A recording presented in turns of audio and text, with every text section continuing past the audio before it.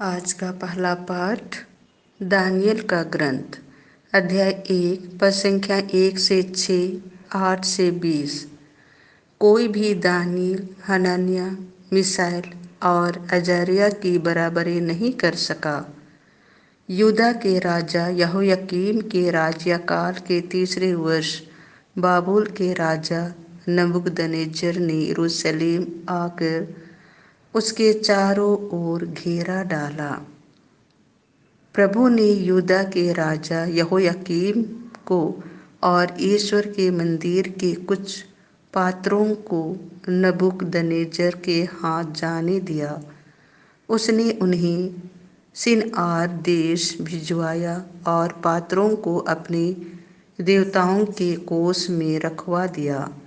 राजा ने खोजों के अध्यक्ष अस्पनज को कुछ ऐसे इस्राएली नवयुवकों को ले आने का आदेश दिया जो राजवंशी अथवा कुलीन हो, शारीरिक दोष रहित, सुंदर, समझदार, सुशिक्षित, प्रतिभाशाली और राज दरबार में रहने योग्य हो।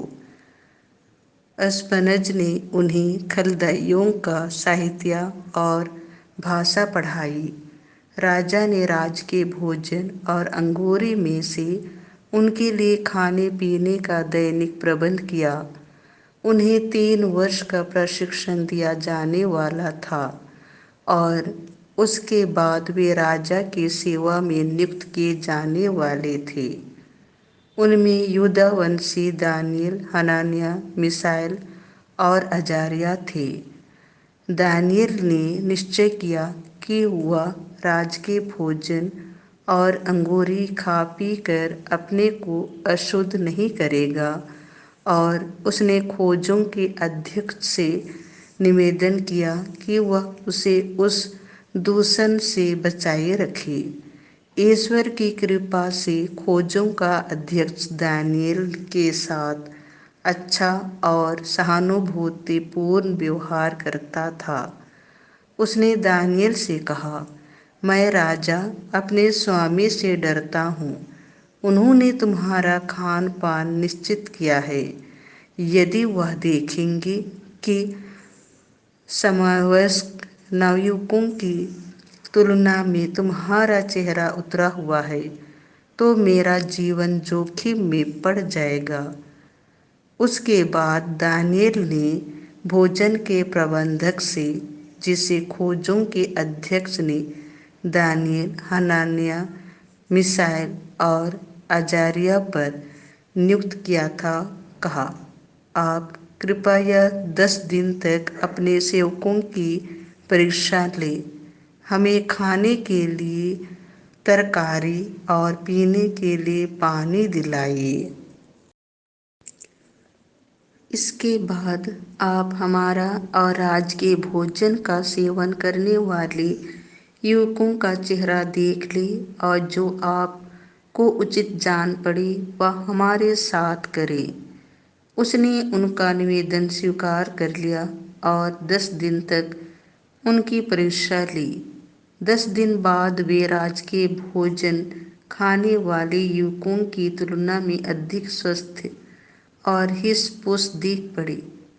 उस समय से प्रबंधक उनके लिए निर्धारित किया हुआ खान पान हटाकर उन्हें तरकारी देता रहा। ईश्वर ने उन 4 नवयुवकों को ज्ञान, समस्त साहित्य की जानकारी और प्रज्ञा प्रदान की। दानियल को दिव्य दृश्यों और हर प्रकार के स्वप्नों की व्याख्या करने का वरदान प्राप्त था। राजा द्वारा निर्धारित अवधि की समाप्ति पर खोजों के अध्यक्ष ने नवयुवकों को नबूकदनेस्सर के सामने प्रस्तुत किया। राजा ने उनके साथ वार्तालाप किया और उनमें कोई भी दानियल, हनन्याह, मिसाएल और अजर्याह की बराबरी नहीं कर सका। वे राजा की सेवा में नियुक्त हो गए।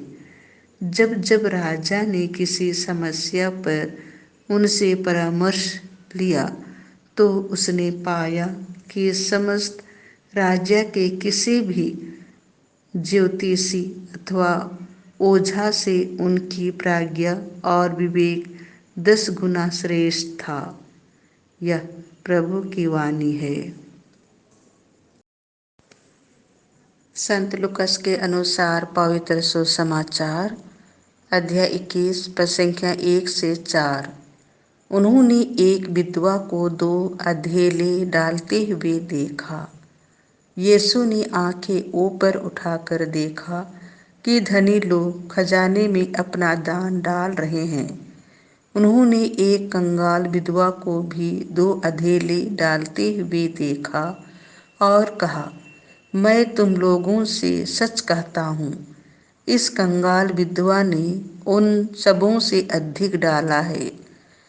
उन्होंने तो अपनी समृद्धि में से दान दिया, परंतु इसने तंगी में रहते हुए भी जीविका के लिए अपने पास जो कुछ था वह सब दे डाला।